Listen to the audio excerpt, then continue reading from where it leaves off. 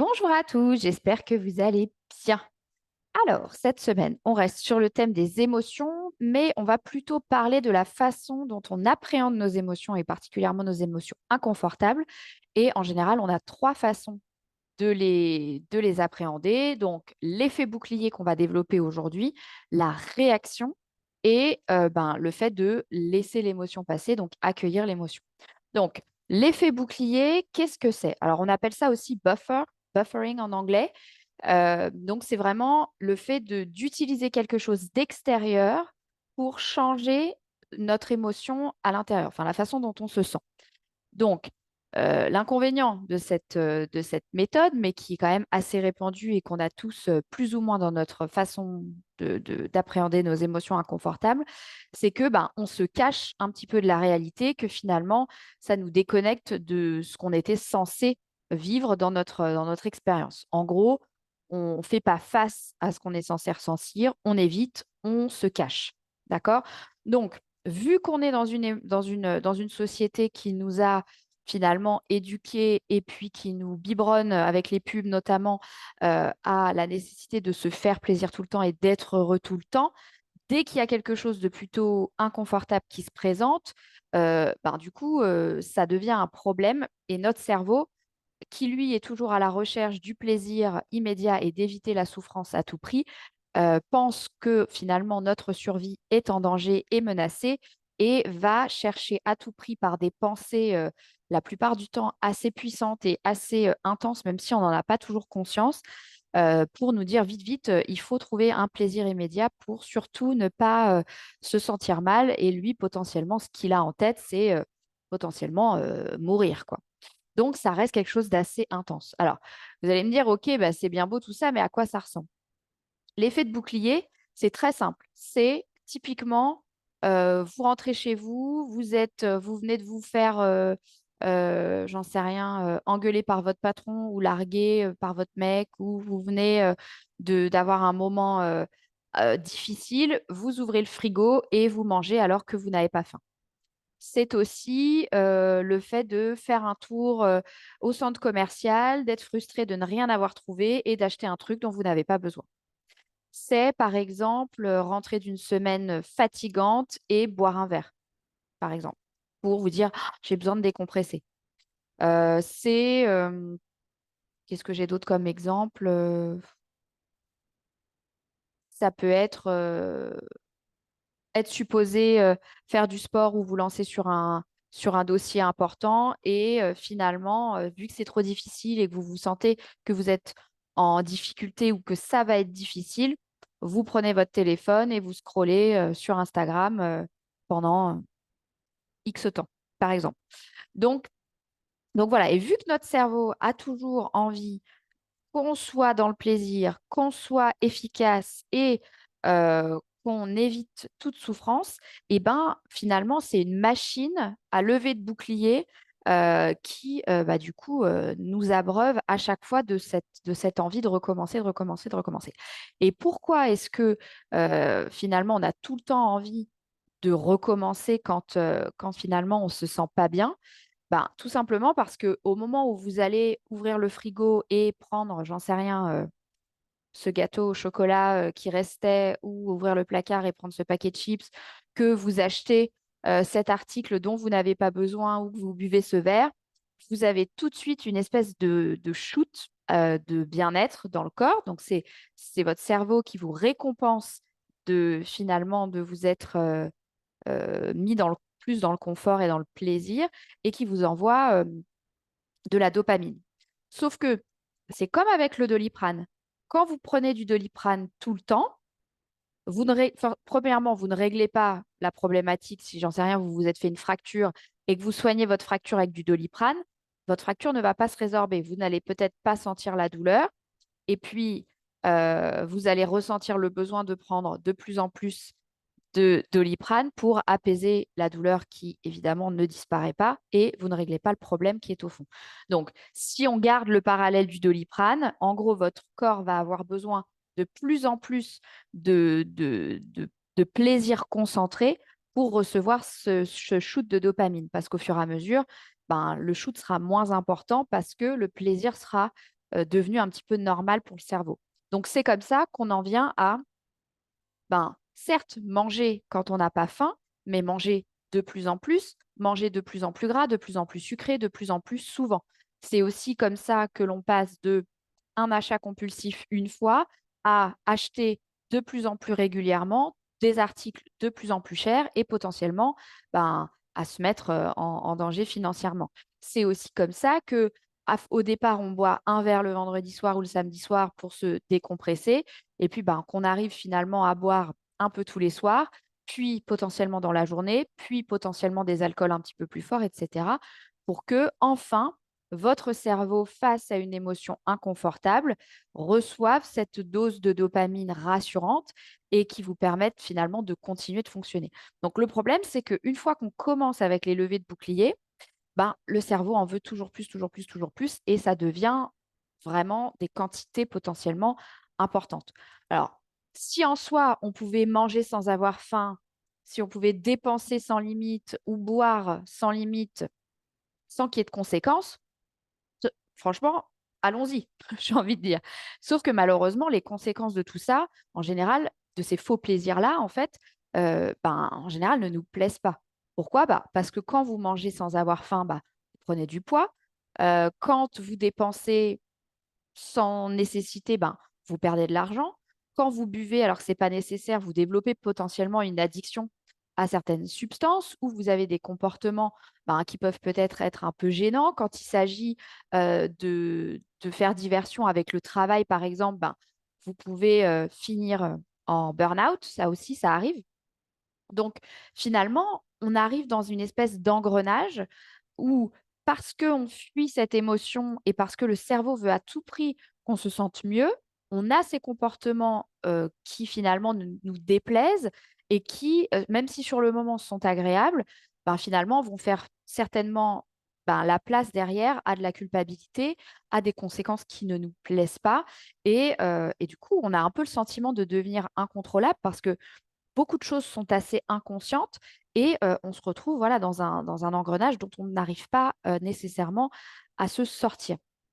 Et puis, ben, plus on devient incontrôlable, plus finalement, on se rend compte que ben, notre corps est d'une certaine façon, ou qu'on est en difficulté financière, ou qu'on a des problèmes de santé, ou qu'on a des comportements gênants, ou ce genre de choses en fonction du bouclier que nous, on utilise, ben, on perd de l'estime de soi, on perd de la confiance en soi, on se déconnecte des autres. Enfin, voilà, il y a des conséquences à plus long terme qui sont quand même hyper importantes et qui peuvent ben, être assez grave d'une certaine façon. Donc, la question que j'ai envie de poser finalement aujourd'hui, c'est de dire, OK, si on vivait sans ces faux plaisirs, à quoi ça ressemblerait? Et finalement, qu'est-ce qui nous resterait? Parce que là, on se dit, OK, bah, t'es gentil, mais bon, si tu nous retires tous les plaisirs, la vie, c'est quand même un peu pourri ou c'est pas très fun.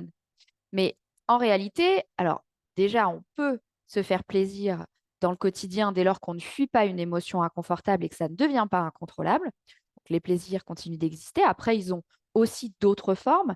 Et là, la question finalement, c'est de vous dire, quand vous décidez de vous détacher un petit peu de ces plaisirs immédiats et de ce qu'on appelle vraiment ces faux plaisirs, ben, finalement, vous allez gagner euh, en bien-être, en fait. Vous allez cultiver le plaisir du bien-être, c'est-à-dire le plaisir d'avoir un corps sain, de rentrer peut-être dans vos affaires, potentiellement, d'avoir un compte en banque sécurisant, où vous vous sentez moins en risque, ben voilà, de ne plus avoir potentiellement de gueule de bois le lendemain matin, si vous avez abusé un peu de l'alcool, d'éviter peut-être parfois même d'en arriver à avoir un trou noir, de plus se souvenir de ce qui s'est passé ou d'avoir eu un comportement gênant euh, dans un milieu professionnel ou dans un milieu personnel. Donc, c'est le fait, certes, la gratification n'est pas tout à fait la même et elle n'est pas immédiate comme avec de la dopamine, mais en revanche, vous avez le bien-être bah voilà, de vous sentir finalement à l'aise dans vos baskets et finalement en contrôle aussi de qui vous êtes et de votre quotidien euh, facilement en fait. Donc, supprimer les faux plaisirs ne supprime pas l'inconfort que vous allez ressentir, mais par contre, vous allez apprendre à le gérer différemment.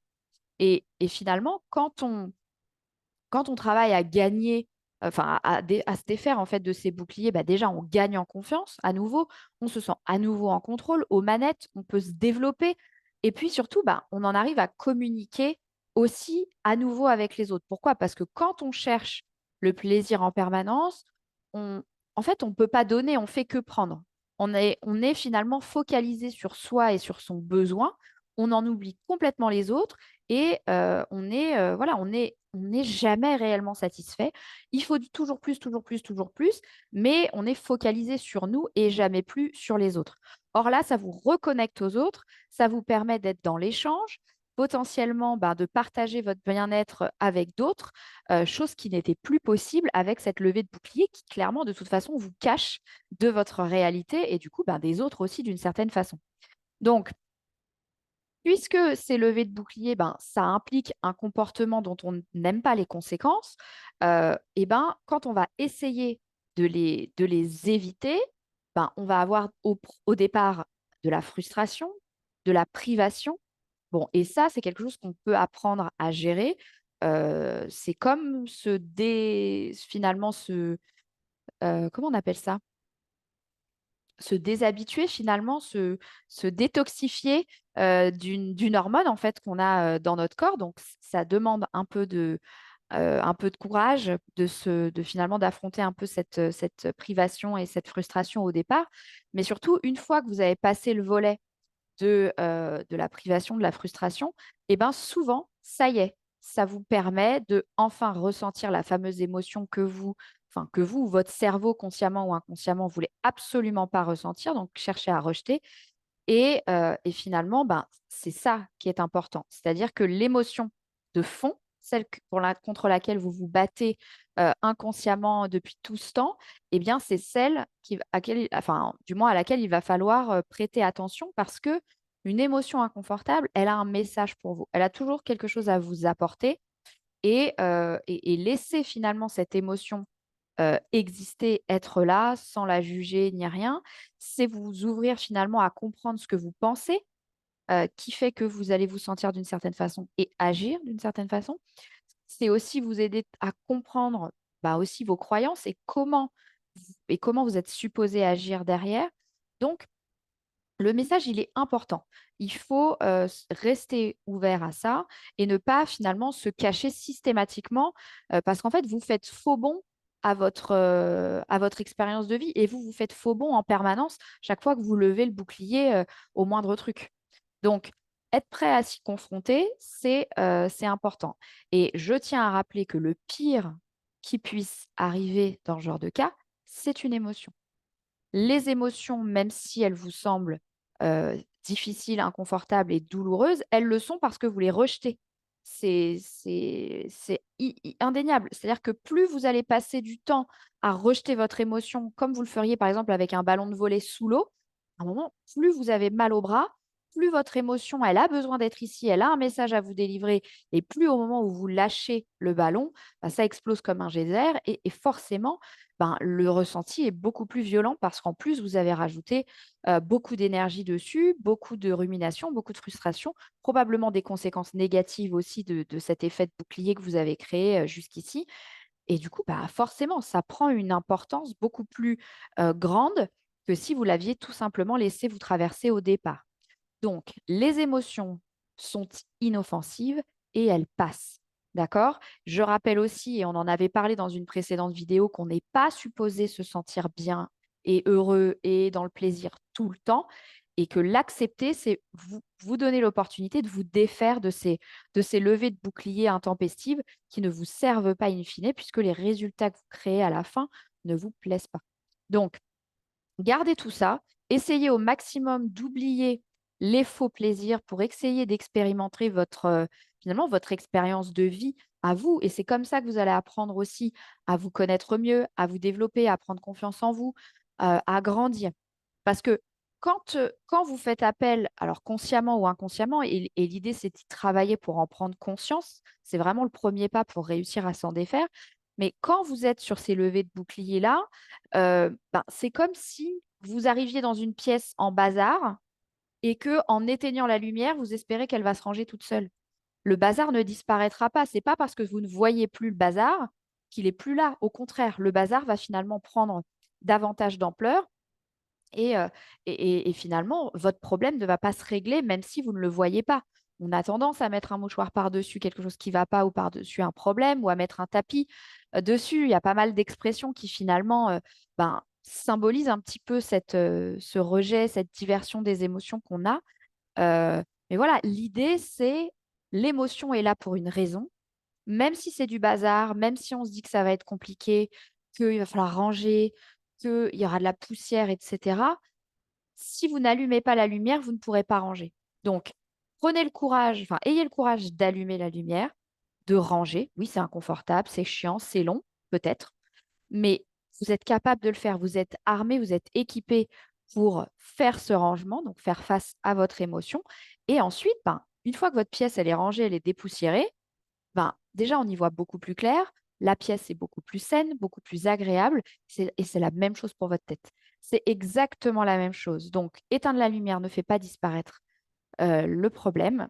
Au contraire, allumez-la, faites le tri, faites du rangement, faites de la place et appréciez le rendu. Et c'est comme ça que vous allez transformer un faux plaisir en un plaisir de bien-être, en un plaisir plus naturel. Et, et vous êtes, encore une fois, vous êtes capable de gérer ça.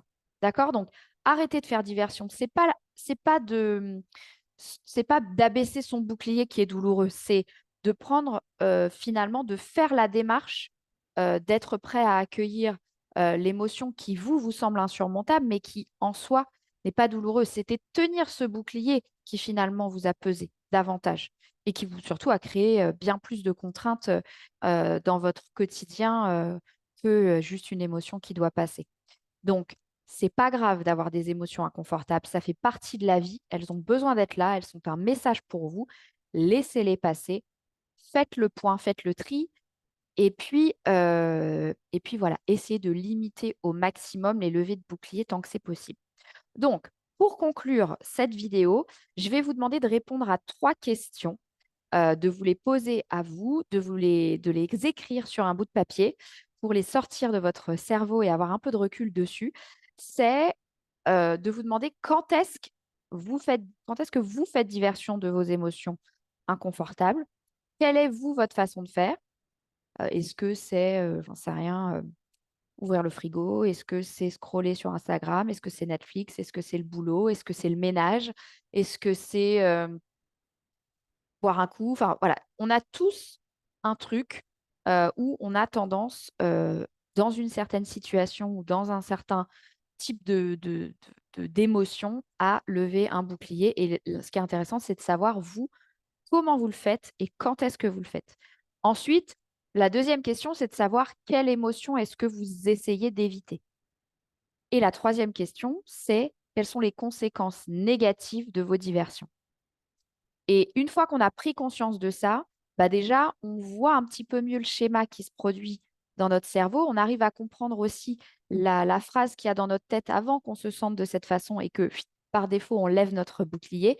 Et ça nous permet de comprendre un petit peu mieux comment on fonctionne et d'être davantage aux manettes, de dire, OK, là, je vois ce qui se passe. Je suis en train de faire diversion. C'est pas grave. Je ne suis pas obligée de lever mon bouclier parce qu'ensuite, après avoir vidé le paquet de chips, je vais me sentir comme une pauvre fille et je vais m'en vouloir toute la soirée alors que je suis en train de faire beaucoup d'efforts pour perdre du poids, par exemple. Et vous allez vous flageller en plus de culpabiliser, en plus de d'avoir pris 1 kilo, etc. Et les conséquences seront bien plus importantes que le fait de résister à la tentation finalement et aux stimuli cette fois-là et de laisser passer l'émotion. Donc, je vais vous laisser faire ce travail. La semaine prochaine, on parlera de la réaction aux émotions et on verra surtout quelle est l'alternative à la fois à la diversion et à la fois à la réaction aux émotions qu'on peut ressentir. Et la plupart du temps, il est question des émotions inconfortables, puisque en général, on arrive plutôt bien à réagir aux émotions positives, si on peut les appeler comme ça.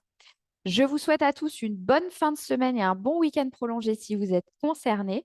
Et je vous dis à très vite.